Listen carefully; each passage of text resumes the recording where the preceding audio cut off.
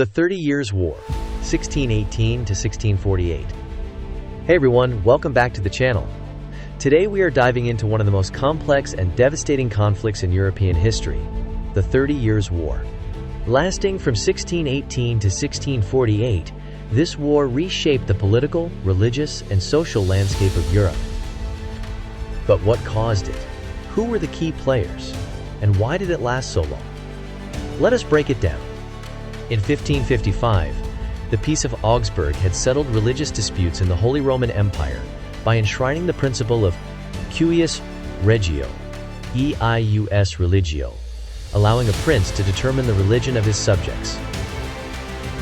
Since 1526, the Kingdom of Bohemia had been governed by Habsburg kings who did not force their Catholic religion on their Protestant subjects. In 1609, Rudolf II, Holy Roman Emperor and King of Bohemia, 1576 to 1612, increased Protestant rights. He was viewed as unfit to govern, and other members of the Habsburg dynasty declared his younger brother, Matthias, to be the family head in 1606.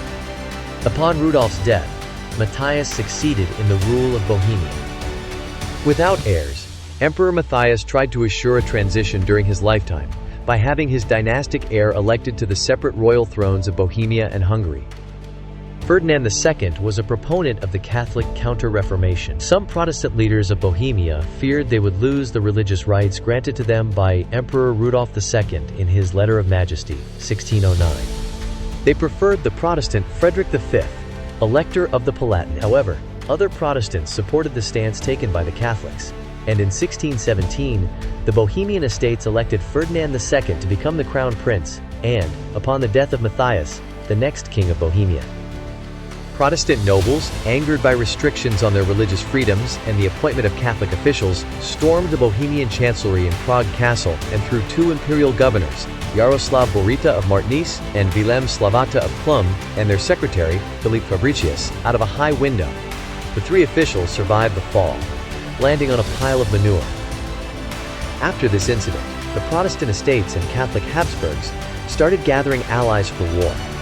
The Protestant Frederick V of the Palatinate replaced the Catholic Emperor Ferdinand II as King of Bohemia. On August 19, 1619, the Bohemian estates rescinded Ferdinand's 1617 election as king. On 26, they offered the crown to Frederick. 2 days later, Ferdinand was elected emperor, making war inevitable if Frederick accepted the Bohemian crown.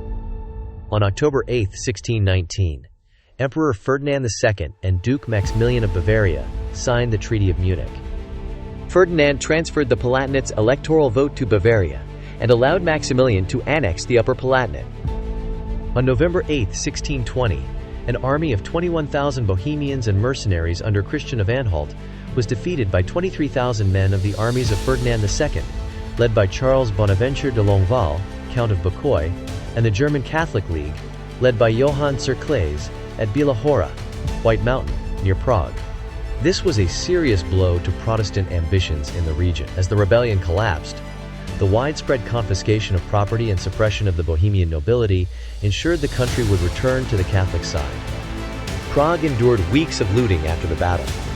Later, 27 nobles and citizens were tortured and executed in the Old Town Square.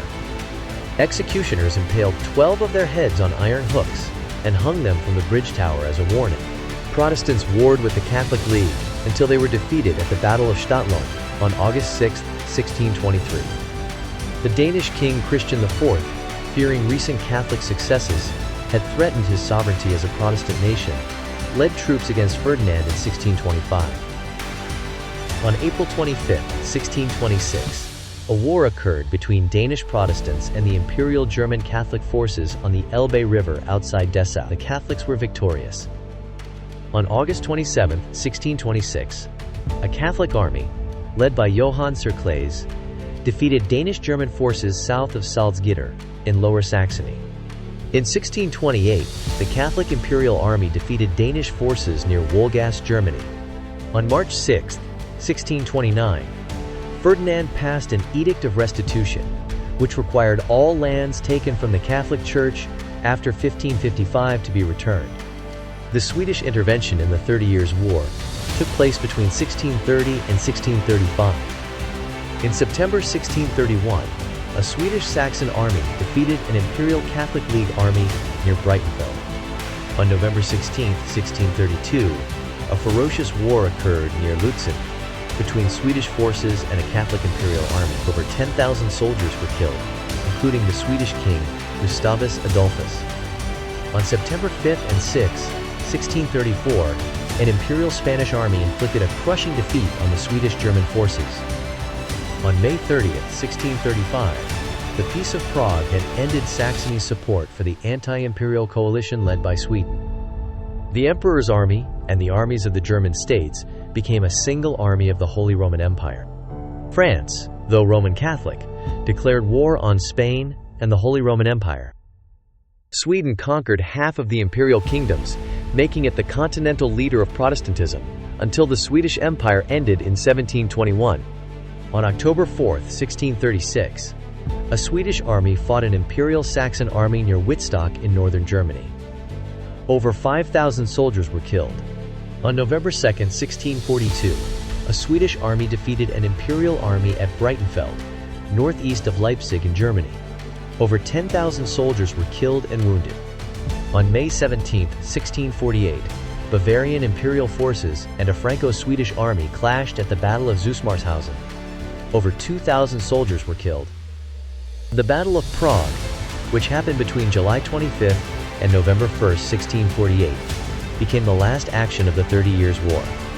Over a 4-year period, the warring parties of the 30 Years' War had negotiated at Osnabrück and Munster in Westphalia. Consequently, a group of treaties, collectively named the Peace of Westphalia, ended the war. The 3 treaties involved were the Peace of Munster, the Treaty of Munster, and the Treaty of Osnabrück. What started as a religious war soon became a fight for dominance among Europe's great powers. Each phase saw new players entering the conflict, from King Gustavus Adolphus of Sweden to Cardinal Richelieu of France. The war was brutal. Entire regions were depopulated by fighting, famine, and disease. It weakened the Holy Roman Empire, strengthened France, and set the stage for future conflicts. Some estimates suggest that up to 8 million people died, a staggering number for the time. Civilians suffered the most, as armies pillaged and burned their way across the continent. The peace treaties established the idea of state sovereignty and marked the beginning of the modern state system. Plus, they granted more religious freedom, at least for some. They also taught Europe the importance of diplomacy lessons that still resonate today. And that's the 30 Years' War in a nutshell. A complex, devastating, but fascinating chapter in history. If you enjoyed this video, do not forget to give it a thumbs up, subscribe, and hit that notification bell. Let us know in the comments which historical event you'd like us to cover next. Thanks for watching, and we will see you in the next one.